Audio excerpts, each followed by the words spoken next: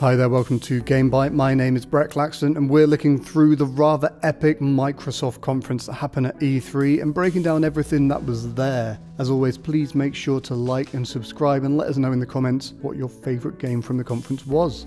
Microsoft needed to go big this E3 and they definitely did just that. The show started with the announcement of Halo Infinite, which is a pretty good pace setter to start a show with. It's powered by a new engine called Slipspace and judging from the trailer, it looks pretty darn pretty. We then got a new look at Ori and the Will of the Wisps. The game will be launching in 2019 and we got to see that you'll be able to get the help of an owl companion to fly, which will no doubt come in handy on numerous occasions. Shadows Die Twice was teased a while back by Dark Souls developer From Software and we got to see it in action at the Microsoft conference. We found out Shadows Die Twice is a subtitle and the full game will be called Sekiro Shadows Die Twice. It'll have an ancient Japanese setting and they'll be teaming up with Activision to release the game to the world in early 2019.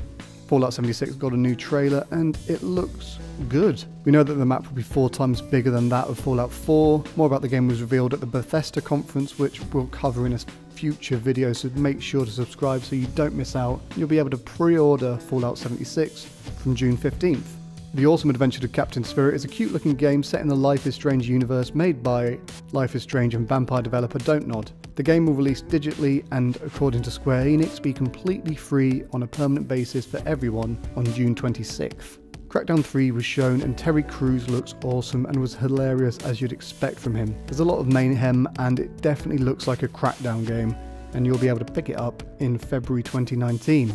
Nier Automata is finally coming to Xbox One this month, which is pretty cool. It's one of the best releases of 2017, and it's always great to see more gamers get the chance to play games. Metro Exodus is coming out on February 22nd, the same day as Anthem and Days Gone, and the same month as Crackdown 3.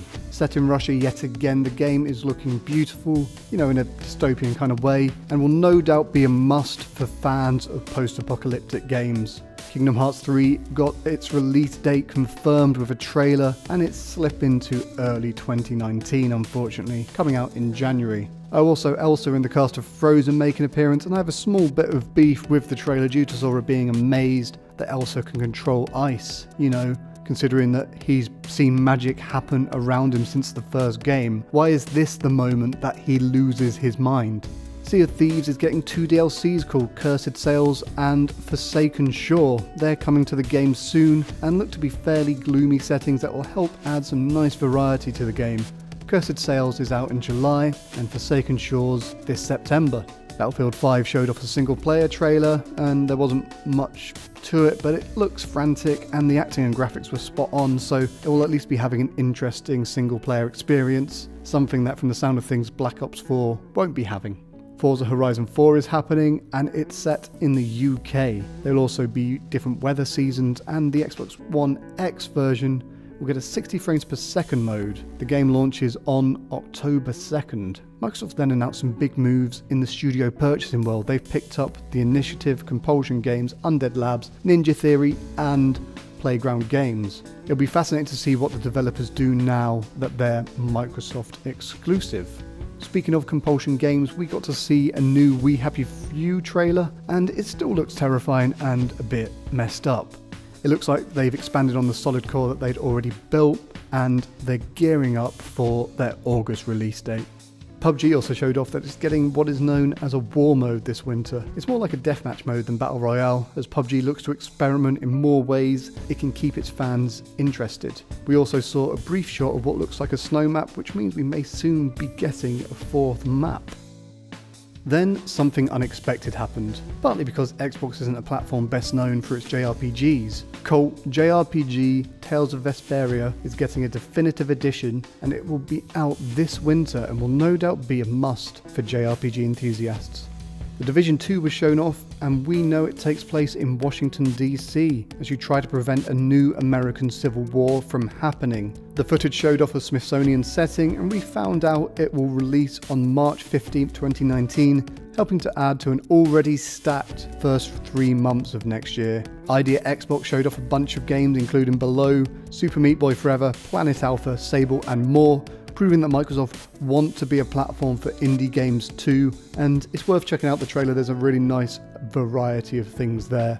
We then moved on to Shadow of the Tomb Raider, which continued to look great. We'll no doubt have more knowledge of Lara Croft's latest game after Square Enix's conference, which we will be covering in another video, so make sure to subscribe so you don't miss out. Session was shown off and everyone was pretty sure it was Skate 4 until the reveal at the end. It's a good looking skateboarding game that went through Kickstarter that will hopefully find a great home on the Xbox One. Popular MMO Black Desert Online was shown off and we found out that a beta for it will be coming to Xbox One this fall.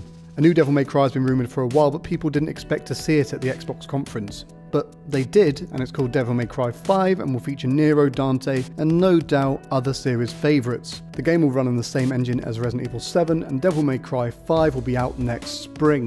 Cuphead: The Delicious Last Course is out in 2019 and introduces a new character to the proceedings called Miss Chalice. It will no doubt have the difficulty Cuphead became infamous for last year, along with a huge array of new levels, enemies, and weapons. Tunic is a cute looking game where you're a fox that seemed to riff on old school Zelda games. What's not to love? The most shocking thing from this announcement though is that the whole thing is being made by a single developer.